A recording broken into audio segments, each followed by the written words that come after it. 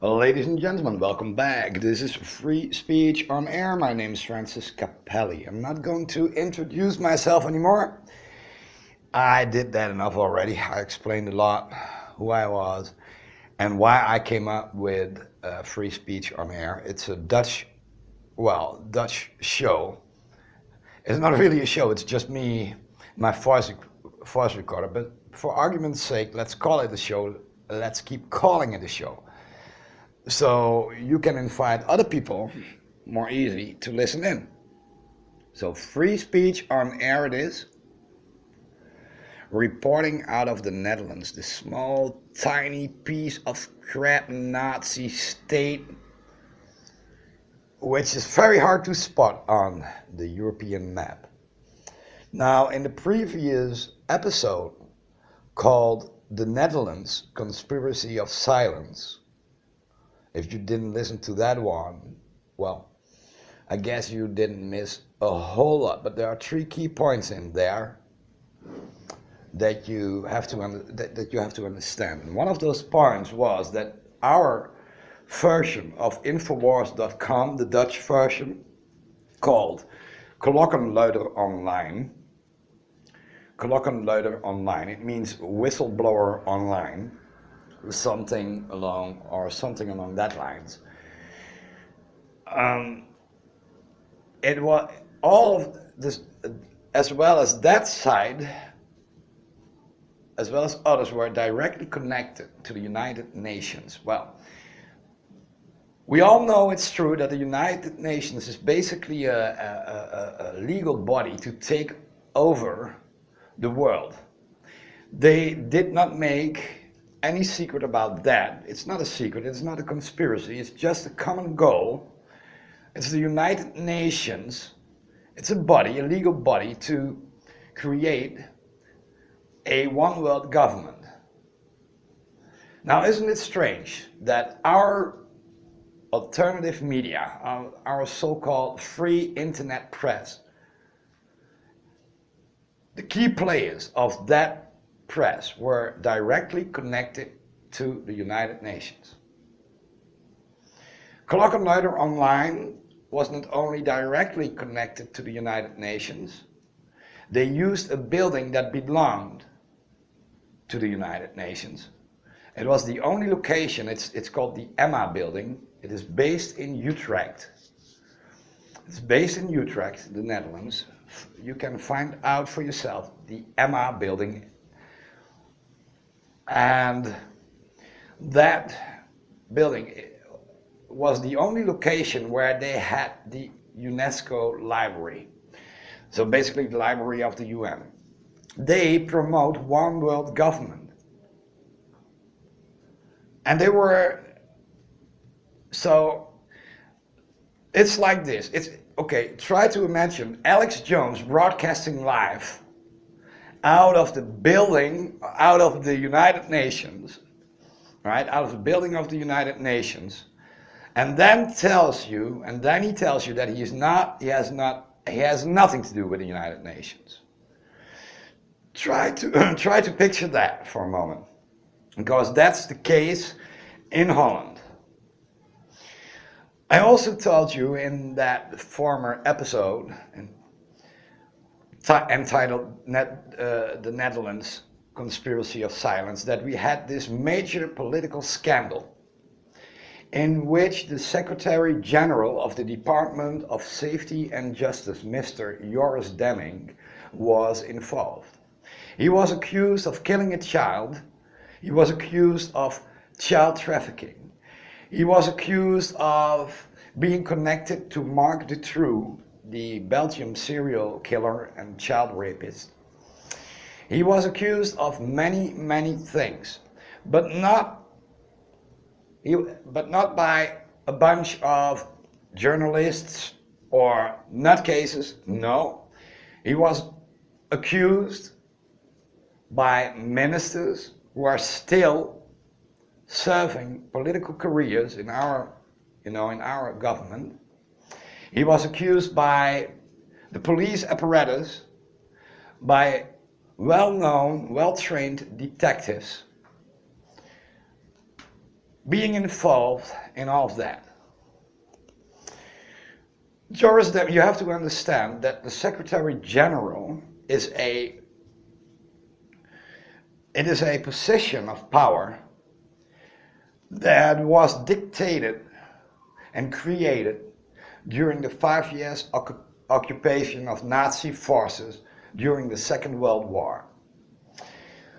In former episodes, I already explained to you that we are still operational, we are still serving, and we are still obeying Hitler's administration, serving therefore as the Nazi version of Berlin during the days that Hitler reigned there.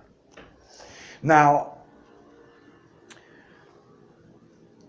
before we go into Joris Demmink, the former Secretary General of the Department of Safety and Justice, who had to appear for a Dutch court in Arnhem that concluded that in legal sense there was enough evidence to consider him a suspect in child trafficking, child torture, and even child killing. But they could not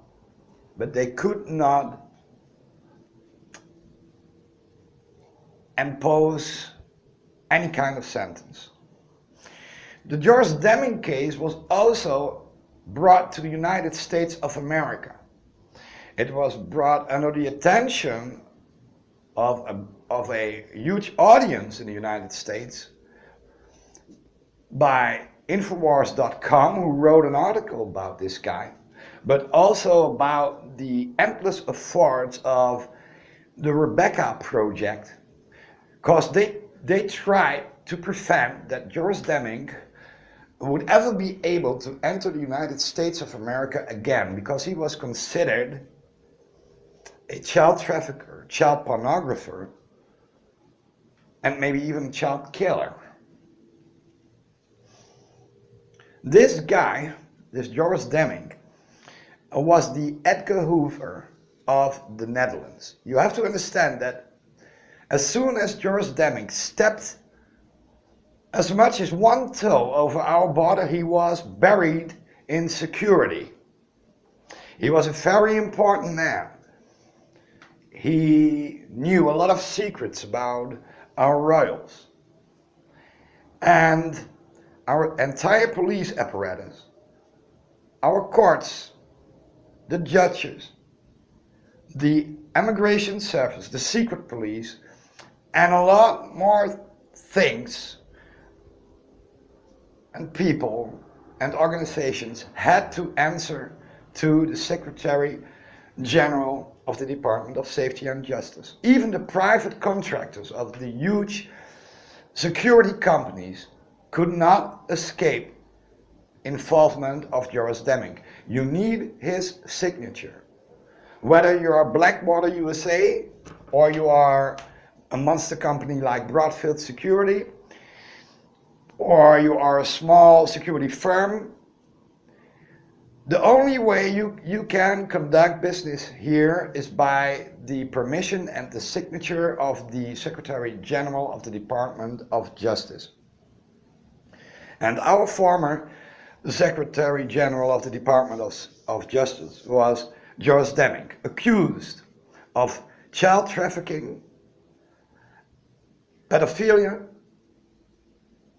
child molesting, torture, all kinds of horrible crimes. Now, this conspiracy, this case, this scandalous case, it seemed that the government had done anything in its power to contain all his dirty little secrets. And when it spilled out, when it came out in the open, we called it a conspiracy, a scandal. But before we go into the case, we need to go back to the 70s, where we had Edward Brongersma. Edward Brongersma. He was a Dutch politician.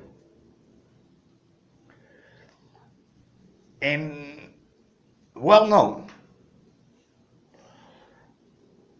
He was called the Messiah of politics, the Dutch savior. That's what they called it, Edward Brongersma. And he was out in the open, promoting sex with minors, with children. One of his statements was, public statements, I'm not talking about statements that he made in private and later came out, no.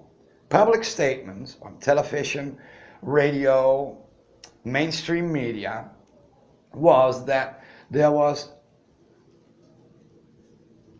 no better, no more beautiful thing on this planet than having sex with a minor. He said that many times. Politician, Dutch politician, Edward Brongersma. And I want to ask Fred Swemmer, my Dutch buddy in Utah, to provide some links under the box so the American public can access that type of information, that they can see it for themselves, can translate it, mainstream news stuff. Edward Brongersma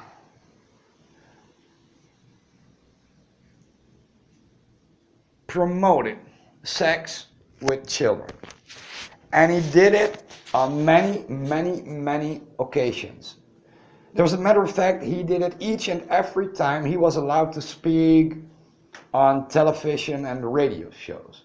He always promoted pedophilia and stated that in Holland there was not enough pedophilia going on. He actually stated many times, he stated things like that, and the Dutch public did not move a muscle. The audience were in the shows that were recorded, where he was the guest, the so-called star guest of the evening, the audience even applauded while he made statements like that. It tells you something about the total insanity of the Dutch people in general. Now, this Edward Brongersma, he did more than just make statements. Here comes the incredible part. He created a foundation, the Edward Brongersma Foundation. And he used public money to create it, and inside that foundation he created the largest mass, the biggest scale of child pornography that Europe had ever seen. Pictures, films, all dealing with pedophilia, and it's just unbelievable, but this foundation really existed. And on top of that foundation, there were people that were directly linked to departments, to all kinds of departments of our government. The managing director, the board of trustees, all of those guys were related to the Dutch world of politics. The Edward Brongersma Foundation. Out in the open for each and everybody to discover and to see, because it was not a secret, it was not something, it was not a dirty secret of state. It was just there, out in the open, in the 70s, 80s, 90s. Now, there was this huge body of child pornography surrounded by the so-called foundation, and it was made legal even the fact that child pornography is against the law. It was made legal because the Edward Bergersma Foundation, according to its official statement, was a tool for scientific research into the matter of child pornography and sex at a very young age. And that's how he could manage, that's how he pulled it off, using public money, taxpayers' money, to build his foundation. And the largest child pornography collection that was ever to be found in Europe. Now guess what?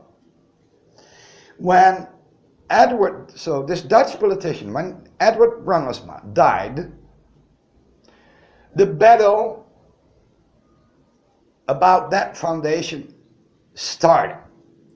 Everybody wanted a piece of the pie. Do you have any idea how much money is involved in child pornography? Sex with animals, sex with, minors, with infants, recorded sex on tape and on pictures. Do you know how much money is there to be made? Now this foundation this Edward Bergersma Foundation stored the largest child pornography collection that Europe had ever seen. And here they were, the Department of Tax wanted a part of that foundation. They wanted the money that was inside there. Our government representatives wanted a part of the money because they knew its value. They wanted it. And they started a legal battle surrounding this foundation. In relation to this Edward Bergersma Foundation, they started a legal battle. They all wanted a piece of that child pornography pie. It was all in the open. It was mainstream news. It was daily politics in Holland in the 80s and in the 90s, guys. Now I bet most of you didn't know that about our country. And even though this battle was in full view of the Dutch public, the Dutch general population, nobody responded, nobody reacted, nobody protested. And that's a strange thing, ladies and gentlemen. It's a strange thing. It's an absurd, it's insane even. Because if you would if I would walk the street right now and there would be this couple with a small boy, and I would walk up to them and say, "Excuse me, sir, is it okay to abuse your child for about 30 minutes? Is it okay to abuse your boy for half an hour?" I'm betting everything I own that I wake up a couple of days later in a hospital and there's this doctor and he's telling me that I suffered some serious head trauma and that it's better not to do that again. Right?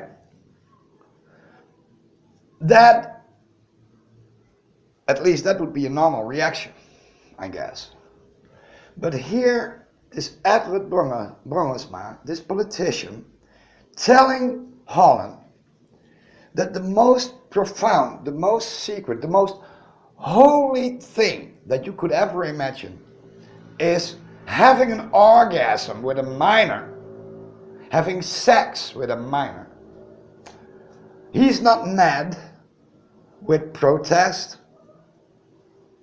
Nobody spoke out.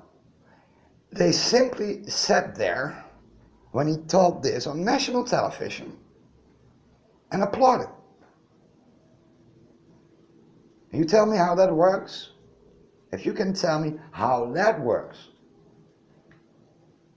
I show you a green, a yellow, and a purple dog. But it truly happened.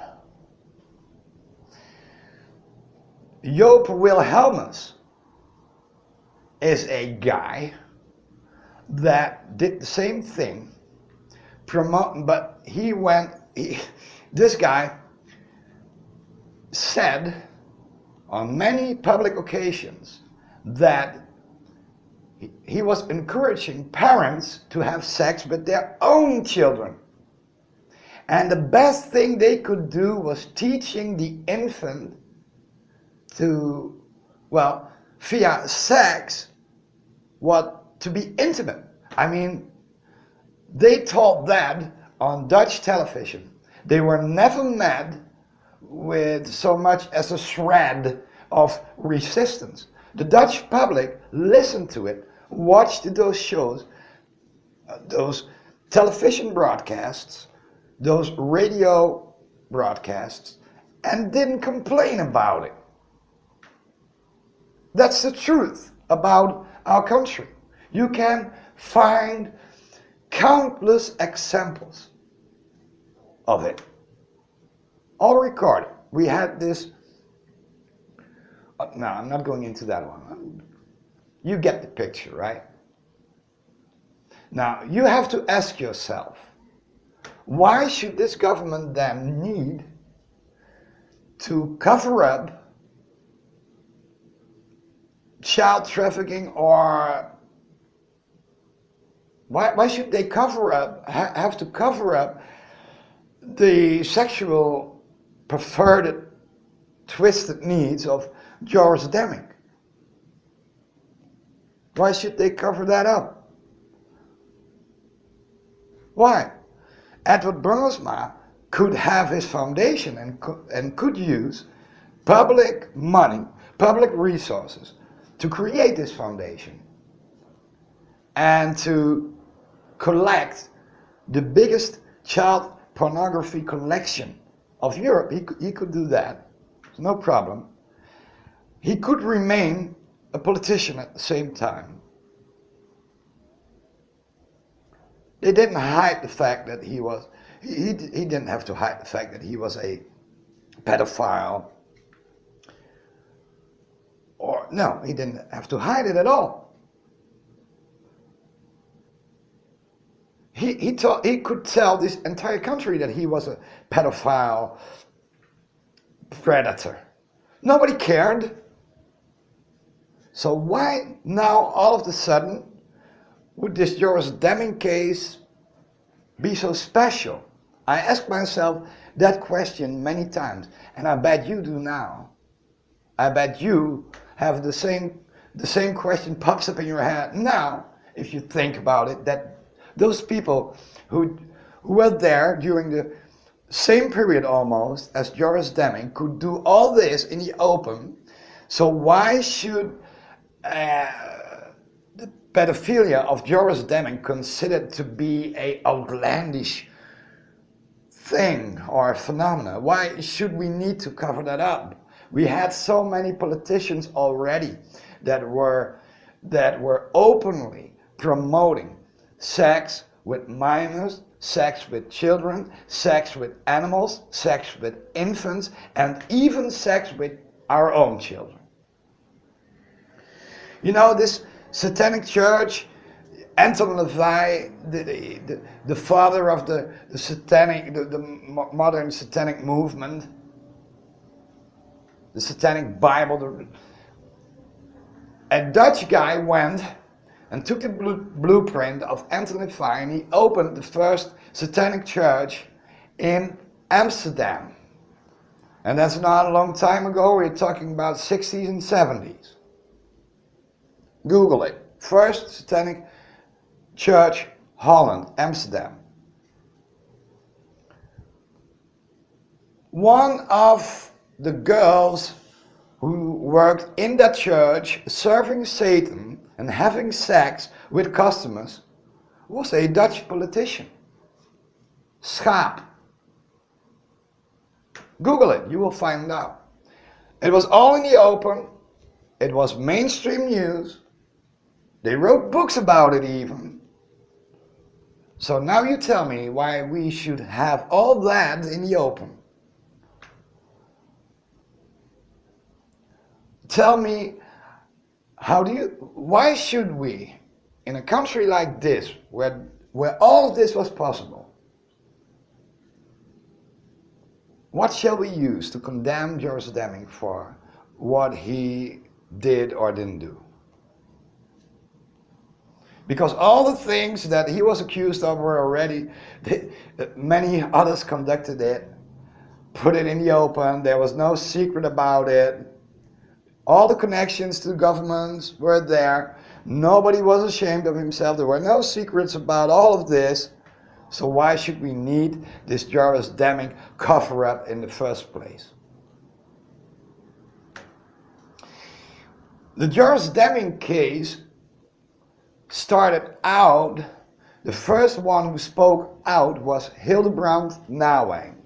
He's a minister of our, he's still a freelance kind of minister in our government today. Hildebrand Nauwijn. Very interesting character though, because he was deeply involved with the secret program that America had to fly prisoners to undisclosed locations. He had a lot to do with that, because Holland has a couple of those locations, undisclosed locations. And he was into that too. But he was also the guy, Hildebrand Nauwijn, who created this Demmink hype, if you could call it like that. He was the first one that openly stated to a journalist that Joris Demmink was not only a pedophile, but he was a guy without a conscience, willing to kill for his career.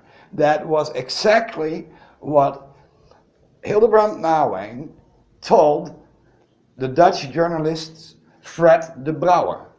That's what he said. Joris Demmink is a man without a conscience. He is willing to kill for his career. If you write about what I tell you, be not surprised on the day that the brakes of your car don't work. That's what something along that lines he told that journalist. It was, So where did the Joris Demmink case start? In the world, it came straight out the world of politics, right? Isn't it strange that Joris Demmink, now for the entire country, standing accused of pedophilia, child trafficking, all that, accused by his friend, his former friend, Hildebrand Nauwijn, isn't it strange that when Joris Demmink laid down his position as Secretary General of the Department of Safety and Justice, organized a private party and invited Hildebrand Nauwijn to say goodbye to him?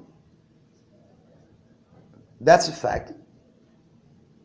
That fact was not mentioned in the Infowar.com story of Mr. Watson.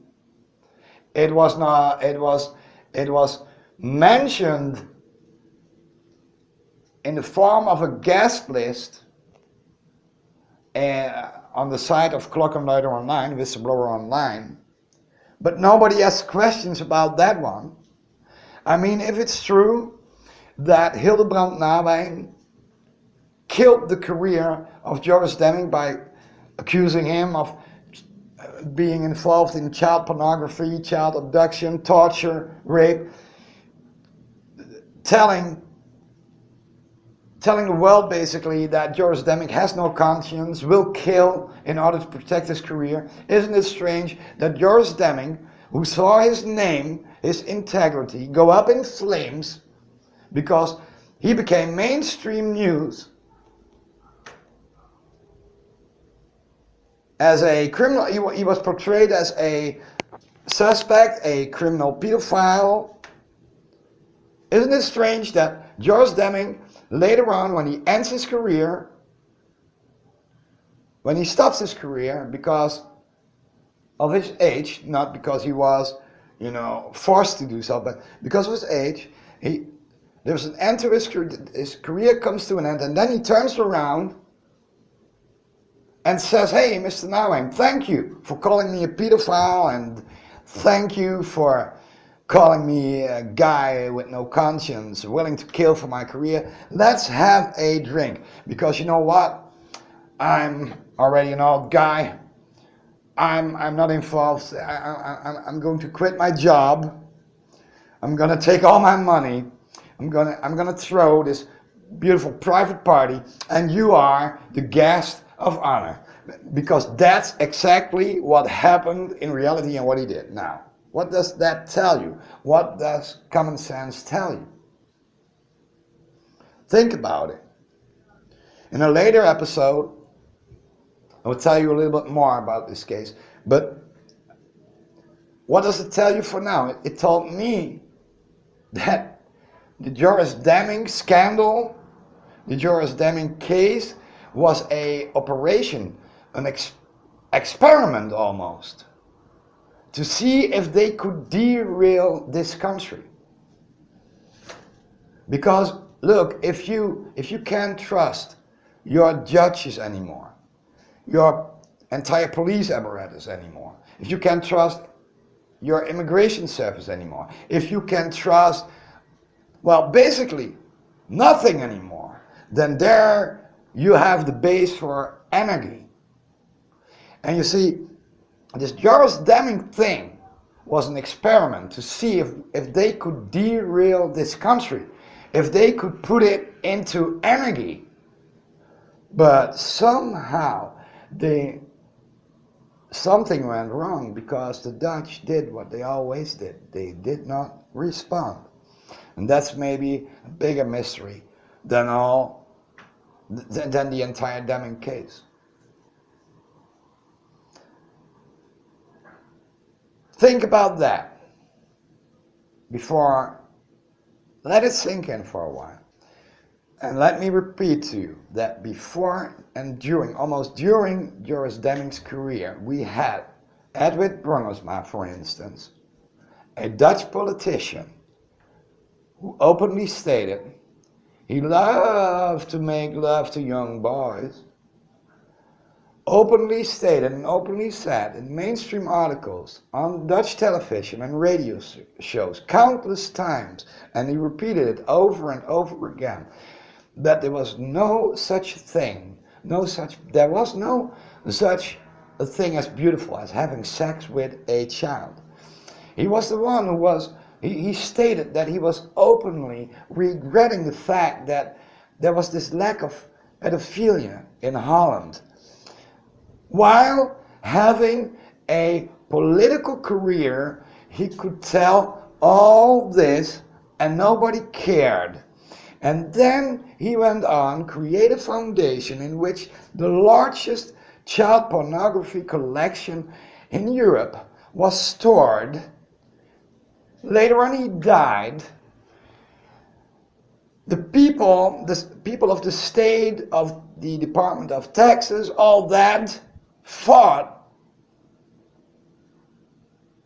in relationship to get a piece of the pie, the piece of this child pornographic pie. They wanted it. They wanted the money that was inside the foundation.